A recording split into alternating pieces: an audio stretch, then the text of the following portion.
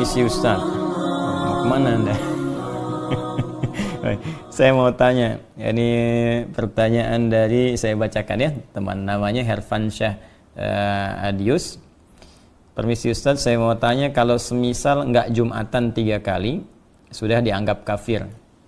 Lantas jika wabah corona ini sampai 1 bulan, berarti kita sudah tidak Jumatan 4 kali. Nah itu gimana ya Ustaz? Baik, bagus pertanyaannya.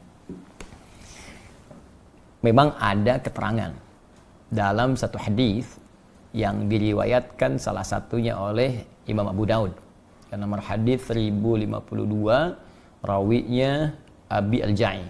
Ya, dari Rasulullah sallallahu alaihi wasallam, beliau pernah bersabda, bima makna man taraka thalatha juma'in tahawunan alaihi. Nah, tolong digaris bawahi kalimat tahawunan alaihi. Ya, taba Allahu ala qalbi. Siapa yang sengaja meninggalkan Jumat sebanyak 3 kali karena meremehkan itu, tahawunan alaihi itu menganggap ringan, remeh. Nah, jadi kasusnya sengaja meninggalkan Jumat.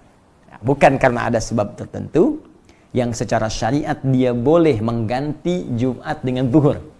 Ingat ya, bukan sengaja meninggalkan Jumat karena ada sebab tertentu sehingga dia mengganti Jumat dengan zuhur. Nah, kasusnya berbeda. Maka di hadis ini dikatakan siapa yang sengaja meninggalkan Jumat sebanyak 3 kali karena meremehkan, menganggap ringan ibadah Jumat itu, maka taba'allahu ala qalbi. Allah akan menutup, memberikan cap kepada hatinya.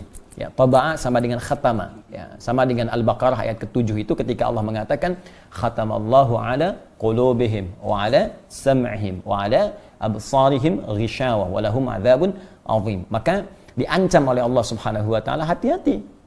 Ya, nanti kalbunya bisa tertutup. Ya, kalau kalbu tertutup, pada akhirnya sulit menerima informasi. Nah, bukan hanya informasi-informasi yang dimaksudkan kebaikan-kebaikan, tapi pada puncaknya sulit menerima nur Allah Subhanahu wa taala. Karena itu kalau dengar azan ke telinga sudah nggak mempan lagi, nggak peduli dengar azan. Lihat orang ke masjid sholat sudah tidak ada kecenderungan untuk bisa mengikuti. Bahkan puncaknya ada yang anti. Awas, hati-hati nih. Hati-hati, puncaknya anti. Ya, mohon maaf, ya, azan jadi komplain, lihat orang sholat jadi sewot. Nah, sekarang padahal ada tempat misalnya yang aman, ya, boleh jadi tidak ada isu virus di situ, tiba-tiba ikut komentar tutup masjidnya misalnya.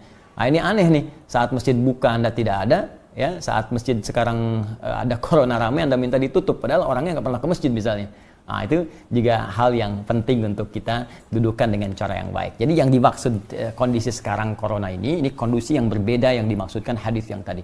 Ya, karena itu penting kita mengkaji secara detail sehingga tidak salah paham atau pahamnya yang salah. Jelas ya? Nah, dalam konteks orang tidak bisa Jumat, nah, karena kekhawatiran diduga menyebarnya virus misalnya corona ini, ya, apalagi misalnya mohon maaf di masjid-masjid simpangan, jalan, ya, atau sekarang seperti Istiqlal, kan? Atau masjid-masjid yang di pinggir jalan yang kita nggak tahu siapa jamaahnya, mungkin dia membawa virus dan sebagainya, maka ada kebijakan di masjid tersebut tidak diselenggarakan sholat Jumat dan jamaah kemudian diperkenankan mengganti dengan sholat zuhur. Bahkan telah keluar fatwa MUI terkait dengan persoalan ini. Maka di sini pernah saya sampaikan berlaku hadis Nabi. Ya, idza maridal 'abdu aw safar kutiba lahu mithla ma kana 'alaihi muqiman sahiha.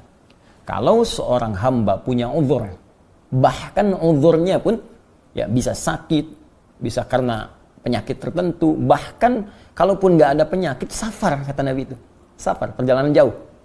Ya, karena ada masyaqqah, kesulitan tertentu. Jadi ilat perjalanan itu, sebab perjalanan itu bisa karena panjangnya jadi lelah, atau bisa karena kedua masyaqqah, kesulitan dalam perjalanan itu yang menyebabkan ia tidak mampu mengerjakan rutinitasnya. Dia nggak bisa Jumat.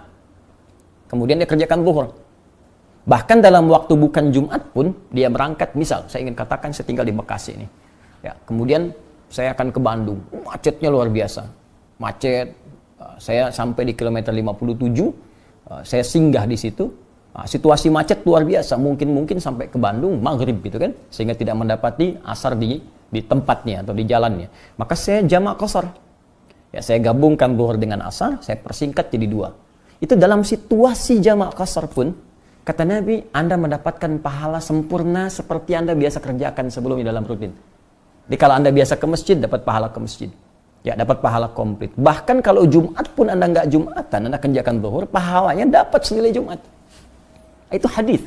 Nah, jadi ini pentingnya kita mengaji sehingga bisa menempatkan sesuatu sesuai dengan tempatnya. Jadi jangan sampai ada pembicaraan begini misal. Lebih baik saya berjuang ke masjid kalau meninggal pun sedang syahid di masjid. Anda nggak bisa pastikan meninggal di mana. Ada poin. Hati-hati, kita nggak bisa pastikan. Jangan-jangan nanti Anda ke masjid meninggalnya di rumah. Dan ke rumah bawa virus misalnya. Virusnya menyebar pada keluarga, pada anak, pada istri. Ini lebih bahaya lagi.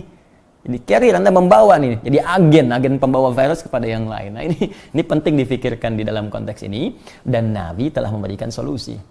Ya, Nabi telah memberikan solusi tentang persoalan yang dimaksudkan. Wallahu ta'ala a'lam bis-shawab.